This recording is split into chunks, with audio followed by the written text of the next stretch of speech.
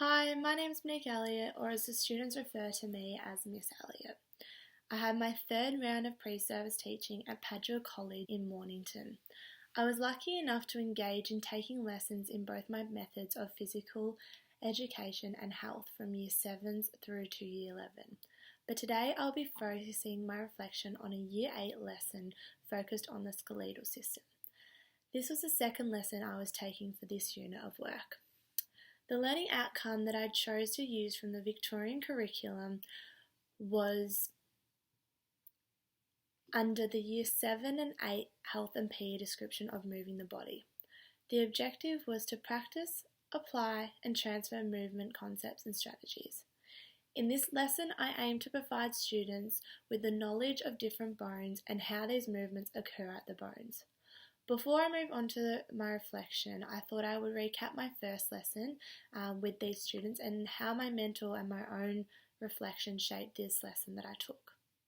So in the first lesson with these students, I simply stood at the front of the class as a lecturer and went over the body parts and terminology, and students were simply just taking down notes while I went through the slides. After this lesson, I reflected and I was pretty disappointed in how I ran this class, as it was definitely not aligned with my pedagogy. I think I was so set on trying to fit as much content into one lesson that I didn't cater for students' individual learning skills or abilities, and it definitely wasn't engaging. Churchill discusses a classroom behaviour theorist, Kuhn, in 1970, who describes the term witherness. This theory focuses on students' verbal and non-verbal cues for how a lesson is going and picking up on these cues for the rest of the lesson, or also using it for future lessons. So using Kuhner's 1970 theory of witherness, I took on board that some students felt like I was moving too fast and I could see that the class wasn't engaged. So I decided to turn a new page, as I wanted to help my students learn to the best of their ability whilst having fun. But I also wanted to cater for different ways of learning, so I also implemented in Howard Gardner's 1993-1999 theory of multiple intelligences, which is something I always come back to when planning a lesson.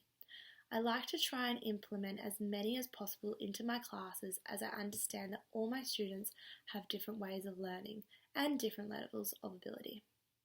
In this lesson I included a Kahoot quiz, which is not only a great use of ICT, but it also was a great assessment of learning to see what my students have retained from Lesson 1. Kahoot allows to use images within questions, which is great for both our logical and visual learners. Everyone was extremely engaged in this quiz, and I was so surprised to see what students have retained from Lesson 1, but it was also great to see the areas students were struggling with, and therefore what I should be focusing my next lesson on. I also brought in a human-sized skeleton for my kinesthetic and visual learners to use so they could feel and see all the bones. Students were also given a paper so they could colour it in and label the different bones whilst going through the slides or coming up and playing with the skeleton. I still ran a lecture-style PowerPoint presentation, but this was broken up with these activities. Although the content was not as extensive as the first lesson, my students seemed to be a lot more engaged and also really learning from the different activities. So I think it was good to step back and realise that it is okay to take time with my students to ensure they are understanding the content and also actively involved within their learning. Although this lesson was running smoothly for most students, there were some who seemed a bit excited, especially after the Kahoot quiz, and I was constantly having to ask them to stop talking, which was taking time out of the lesson. So I decided to implement Skinner's 1938 theory of operant conditioning, which on page 84 of Churchill's Teachers Making a Difference defines this as the use of positive and negative consequences to strengthen or weaken voluntary behaviours. I really like this series. A few times I have used it, students really adapt their behaviour to what I expect out of them, and I like that it doesn't have to always be used in a negative way. I explained to my students that the amount of time it takes for me to stop them means the amount of time they would have to stay back. It got up to 3 minutes and I could see that the students were frustrated with this, but unfortunately it kept happening.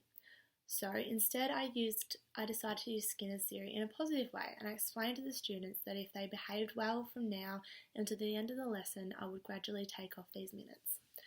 This worked really well, and students calmed down, and for the rest of the lesson it ran really smoothly and students were let out on time, except for 3 boys who I asked to stay back. At the end of the lesson, as I was walking around the room, I was looking over the shoulder of some students who had been giggling, and I could see them communicating with one another over a shared Google document. I decided to let this go as it was the end of the lesson and I had to wrap up the class, and I really didn't want to take any more of the lesson telling students off.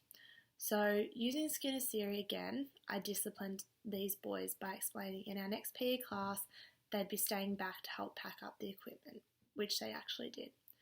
I absolutely love this class, and although I had to implement behaviour strategies, I didn't have to yell or I didn't get angry with them, as the use of Skinner's theory worked really well. Although for future lessons with these students, I would really be interested to see how a seating plan would work to combat constant talking. So yeah, thank you for listening.